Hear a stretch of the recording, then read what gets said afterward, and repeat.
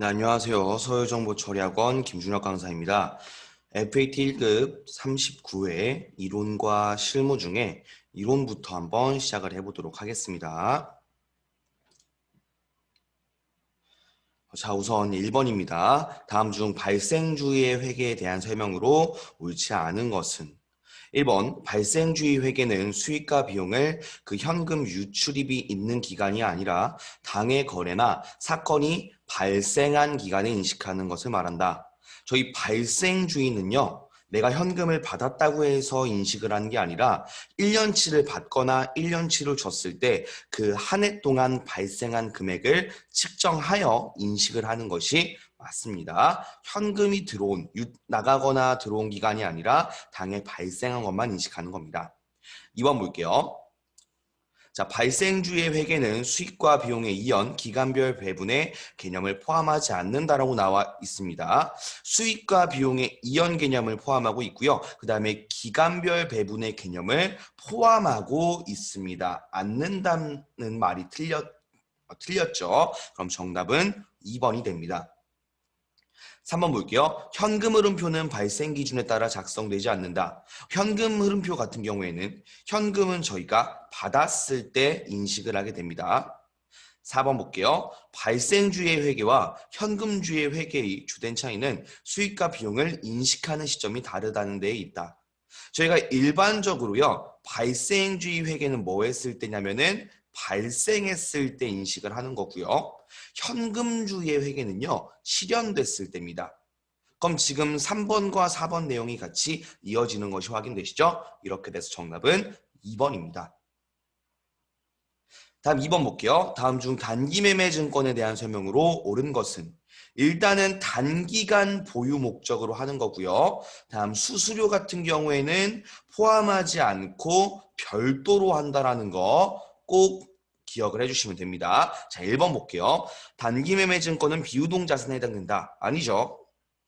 유동자산에서 당좌자산에 속해 있습니다. 2번 볼게요. 단기매매 증권의 취득 시 발생한 부대비용은 취득원가에 포함한다. 포함하지 않는다라고 말씀드렸죠? 이 말이 틀린 거죠. 3번 볼게요. 단기매매 증권에 대한 미실현 보유 손익은 단기 손익 항목으로 처리한다. 정답은 3번이 되겠죠. 자, 미실현 보유 손익과 저희가 실현 보유 손익이 있습니다.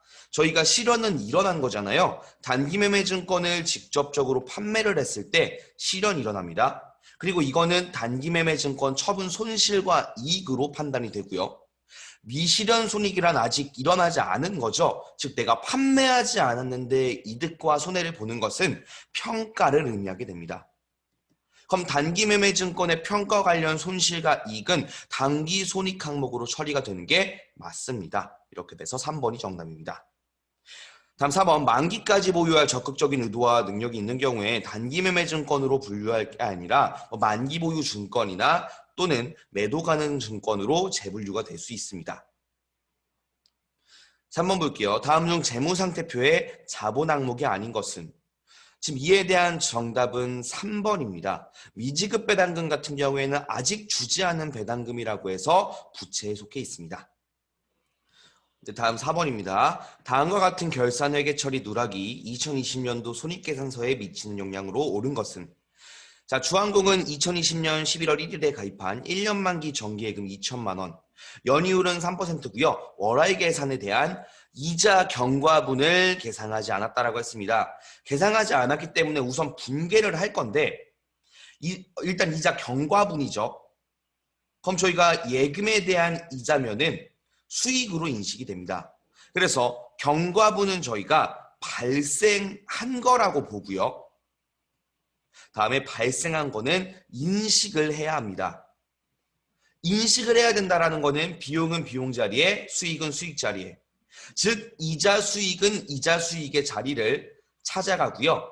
다음에 차변 쪽에는 경과분 수익에 대한 계정 과목인 미수 수익이라는 계정 과목을 적게 됩니다. 그럼 이제 금액에 대한 부분인데요. 우선 정기예금 2천만 원이라는 금액이 있죠. 이 금액에다가 3%를 곱했을 때 60만 원이라는 금액이 나올 겁니다. 근데 이 60만 원이라는 이자 금액은요, 저희가 1년 동안 받아야 할 금액입니다. 근데 지금 저희는 11월과 12월만 인식을 해야 되죠. 왜냐하면 발생주의 회계 원칙에 의해서 나누기 12를 해주신 후에 곱하기 2개월을 해주시면 10만 원이라는 금액이 나오게 될 겁니다. 근데 이 10만 원을 처리를 해버린 게 아니라 처리를 누락해버렸죠. 원래 수익을 적어야 돼요. 원래 플러스 항목으로 인식을 해야 되는데 누락을 해버렸기 때문에 마이너스가 된 거죠. 즉 당기순이익 10만 원이 과소계상됐다라고 볼 수 있습니다. 정답은 1번입니다. 다음 5번입니다. 다음 자료를 이용하여 A 상품의 2월 말 상품 재고액을 계산하면 얼마인가? 재고자산의 평가는 총평균법에 의한다고 나와 있습니다. 총평균법은요. 내 창고에 들어가 있는 나갔고 들어왔고가 필요 없어요. 일단 나한테 들어와 있는 창고에 있는 금액에서요. 그 창고에 있는 전체 개수만큼 나온 금액으로 그 단가 가격을 평가합니다. 그러면 지금 내 창고에 있는 수량 같은 경우에는 총 1000개가 있었죠. 다음에 여기 있는 금액을 다 더했을 때는 21만 원이 나옵니다. 그럼 21만 원에서 1000개를 나눴을 때 하나당 단가로 인식할 수 있는 가격은 210원이 되겠죠. 됐죠? 그럼 저희는 지금 계산해야 될 게 상품에 대한 재고액입니다. 봐볼게요. 자, 여기 원래 지금 800개가 있었는데 200개가 나갔죠. 매출이니까. 그럼 여기서 200개가 나갑니다. 100개가 남겠죠.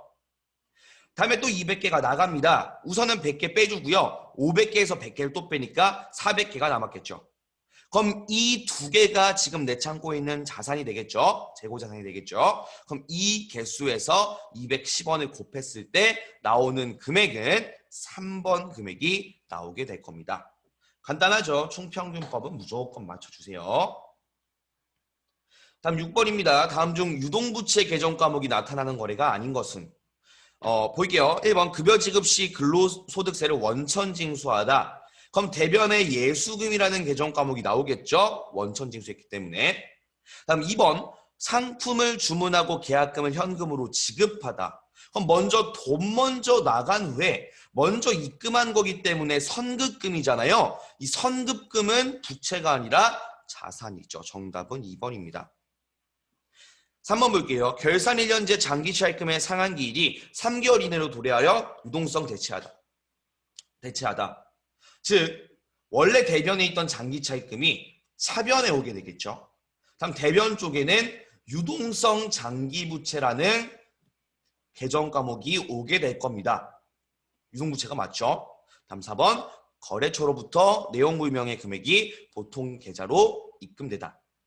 통장 금액이 늘어나고요. 알 수 없는 금액이기 때문에 지금 가짜로 수금을 하는 거죠. 가수금이 오게 되겠죠. 다 보시면 유동부채 계정 과목들이 와 있습니다. 근데 2번만 안 와 있죠. 이렇게 봐주시면 됩니다. 다음 7번입니다. 다음은 주한공의 기계장치 대장의 일부이다. 이를 토대로 계산한 2020년도 결산시 감가상각 B는 얼마인가? 20년도의 B를 구해야 돼요. 수익과 비용은 내년도로 넘어올 수 없죠. 봐볼게요. 취득일은 19년도에 취득을 했네요. 그럼 19년도에 기말 때 한번 상각이 일어났겠죠. 그 다음에 20년도 기말에 상각이 한번 일어났겠죠. 총 2회차가 일어났지만 19년도에 있는 비용은 넘어가지 않습니다. 일단 환산해 볼게요. 자, 취득 금액은 1000만 원이고요. 내용 연수는 10년, 상각 방법은 정률법을 사용한다라고 나와 있습니다. 환산해 보도록 하겠습니다. 자, 1000만 원에다가 상각률을 곱해 주시면은 처음 연도는 250만 원만큼 깎였겠네요. 그러면 그렇죠? 그럼 그 다음 연도는 장부 가액에서 정률을 곱해줘야 됩니다. 즉 1000만 원이라는 금액에서 우리가 누계액을 빼주시면 장부 가액이 나오죠. 이 장부 가액에서 정률을 곱해주시면요. 20년도에 감가상각되는 금액은 187만 5천 원이 되겠죠. 즉 비용은 다음 연도로 넘어오지 않기 때문에 20년도의 감가상각비는 2번이 됩니다. 8번 볼게요. 다음 중 손익계산서상 단기순손익에 영향을 주는 개정 과목이 아닌 것은? 단기순손익이면은 수익과 비용 외적인 거 찾으라는 거죠. 외화환산 손익, 손실이득이죠. 유형자산 처분 손익, 손실이득이죠. 매도 가능 증권에 대한 평가 손익은 저희가 자본 항목으로 처리가 됩니다. 그래서 영향은 없습니다. 다음 4번. 단기매매 증권 처분 손익도 수익과 비용에 속해 있겠죠. 정답은 3번입니다. 자본 항목이에요. 다음 9번 볼게요. 다음은 주한공의 수정 전 시산표와 자를게요. 결산 조정 사항을 반영한 재무상태표의 일부이다. 가나의 금액으로 오른 것은? 수정 전 시산표고요. 다음에 여기 있는 거는 저희가 여기 수정하는 내용이 있네요. 수정 후에 반영된 재무제표 같습니다. 자, 일단 봐볼게요. 그러면 수정 후에 어떤 내용이 있나? 자, 매출채권의 금액은 얼마고 충당금의 금액은 얼마네요. 재무제표에 적히는 걸 의미하겠죠? 그럼 수정 전에 봐볼게요. 일단 매출채권의 금액은 외상매출금과 바드럼 두 개를 합해서 변동이 없잖아요. 그렇죠? 나간 게 없으니까 100만 원이 적혀 있겠죠. 다음 대손충당금을 봐볼게요. 이렇게 해서 그냥 5,000원을 적는 게 아니라 수정사항 있잖아요. 잔액에 대하여 2%의 대손충당금을 설정했다라고 나와 있습니다. 그럼 매출채권 잔액이 100만 원이니까 저희가 100만 원에다가 2%를 곱해주시면 2만 원이라는 금액이 나오죠. 근데 원래 금액 중에 5,000원이 있었기 때문에 15,000원을 우선적으로 충전을 하겠죠. 그럼 이 두 개를 플러스했을 때 결국에 재무상태표에 적히는 건 2만 원이 되겠죠. 15,000원은 내가 충전을 한 금액이고요. 2만 원은 원래 있던 금액과 충전된 금액이 더해진 금액이잖아요. 이렇게 돼서 정답은 2번이 됩니다. 괜찮죠? 10번 볼게요. 다음 중 약속어음에 대한 설명으로 옳지 않은 것은? 이건 풀어주셔야 됩니다. 상품 판매로 어음을 받은 경우에 매출채권으로 기록한다. 맞죠? 근데 이제 상품 외적인 거는 외적으로 받았을 때 저희가 뭐 미수금이나 미지급금으로 기록을 하게 됩니다. 받았을 땐 미수금, 줬을 땐 미지급금, 상품 외예요. 2번 볼게요. 토지나 비품을 처분하고 어음을 받은 경우에는 미수금으로 기록한다. 맞는 소리죠. 왜냐하면 매출채권이기 때문에 상품 외적인 거잖아요. 외적인 거면은 미수금이 되겠죠. 3번 볼게요. 약속어음의 발행인은 어음상의 채무자가 되며 약속어음의 수취인은 어음상의 채권자가 된다. 수취인은 받을 어음, 즉 받아야 되는 사람이고요. 발행인은 지급어음, 즉 지급을 해줘야 되는 사람입니다. 맞는 소리가 되겠죠. 다음 4번 볼게요. 자금을 대여하고 어음을 수령하는 경우에 어음상 채권은 매출채권으로 기록한다. 아니죠. 대여금으로 되겠죠. 그렇죠. 대여한 거기 때문에 빌린 거기 때문에 대여금이 됩니다. 근데 이게 이제 뭐 단기냐 장기냐에 따라서 달라지겠죠. 뭐 단기 뭐 1개월 1년 이내냐 아니면 1년 뭐 이후냐 달라진다. 어쨌든 매출 채권으로 기록하는 거 아닙니다. 4번이죠. 자, 이제 부가세 5문제입니다. 11번 볼게요. 다음 중 부가가치세법상 공급 시기를 옳게 설명하고 있는 사람은? 봐볼게요. 자, 영진입니다. 기한부 판매의 경우에는 그 기간이 지나 판매가 확정되는 때가 공급 시기야 라고 나와 있습니다. 저희가 지금 옳은 걸 찾아야 되죠. 저희가 기한부 판매는 말 그대로 기한이 지나면은 그 공급이 확정되는 거잖아요. 정답은 영진이가 되겠죠. 일단은 다음 볼게요. 자, 재활 공급으로 보는 경우 가공이 완료된 때가 공급 시기야. 내가 제조업자인데 뚝딱뚝딱 다 만들었다. 이렇게 한 다음에 공급으로 보는 건 아니죠. 뚝딱뚝딱 만들었어요. 물건을. 이거를 팔아야지 공급하는 거죠. 말이 안 되는 소리를 하고 있죠. 되게 으쓱으쓱 잘랐는데 잘나지 않았네요. 중요히 볼게요. 상품권의 판매의 경우에는 상품권이 인도되는 때가 공급 시기야. 제가 예를 들어서 상품권을 그냥 줬습니다. 근데 상품권을 줬다라는 걸로 공급으로 잡을 수는 없어요. 상품권을 받은 후에 이 상품권으로 물건을 구입을 해야지만 공급으로 본다라는 거죠. 상품권을 그냥 주고받고 하는 거는 아닙니다. 중현이는 다른 말이 되겠죠. 지민이 볼게요. 무인 자판기를 이용하여 재화를 공급하는 경우에 무인 판매기에서 재화를 꺼내는 시기가 공급 시기라고 나와 있는데 재화를 꺼내는 시기가 아니라 돈을 직접적으로 꺼내는 시기가 공급 시기가 됩니다. 영진이만 옳은 소리를 하네요. 그렇죠. 이 친구 어깨가 으쓱으쓱한데 내려줍시다. 한번 볼게요. 12번입니다. 다음 중 부가가치세 과세거래에 해당하는 것을 모두 고르면 가번 볼게요. 과세거래. 세금을 사업용 자산으로 물납한 경우 이건 그러면은 저희가 국세의 물납이죠. 국세를 물납으로 한 경우에는 과세로서 잡지 않습니다. 세금까지 걷어가는데 또 과세되면 또 그러잖아요. 나번 볼게요. 소형 승용차를 중고차 매매상에게 유상으로 처분하는 경우 이거는 그냥 차량 판 거죠. 유상으로 처분한 경우 맞습니다. 과세 거래죠. 다번 볼게요. 양도담보의 목적으로 부동산을 제공하는 경우 저희가 뭐 부동산이 있어요. 건물이죠. 이걸 담보로 줬을 때 이거를 공급으로 잡으면 안 돼요. 과세로 잡으면 안 됩니다. 왜냐면 어차피 나중에 받을 거잖아요. 다 갚으면은. 그렇죠. 다 갚는다는 기준점으로 두셔야 됩니다. 계속 기억. 다음 라번 볼게요. 상품권을 유상으로 양도하는 경우. 양도하는 경우에 저희가 공급으로 보고 있습니다. 양도하는 경우에는 재화의 공급으로 보죠. 어쨌든 과세가 됩니다. 나랑 라가 정답이죠. 정답은 3번입니다. 다음 13번 볼게요. 너무너무 긴데요. 저희가 일단은 구할 게 과세 표준을 구하라고 나와 있습니다. 자, 일단은 부가가치세가 포함되어 있지 않대요. 그럼 공급 가액에 대한 금액이고요. 세금 계산서 등 필요한 증빙 서류는 적법하게 발급했대요. 미제출은 없다라는 겁니다. 가번 볼게요. 대가의 일부로 받은 운송보험료, 산재보험료 매입할 때 대가의 일부로 받은 거잖아요. 포함입니다. 나번 볼게요. 장기 할부 판매 또는 할부 판매 경우에 이자 상당액 포함이 되겠죠. 하지만 우리가 포함이 안 되는 게 하나 있어요. 연체 이자는 포함이 안 돼요. 다번 볼게요. 대가의 일부로 받은 운송비, 포장비, 하역비 이것도 포함되겠죠. 라번 볼게요.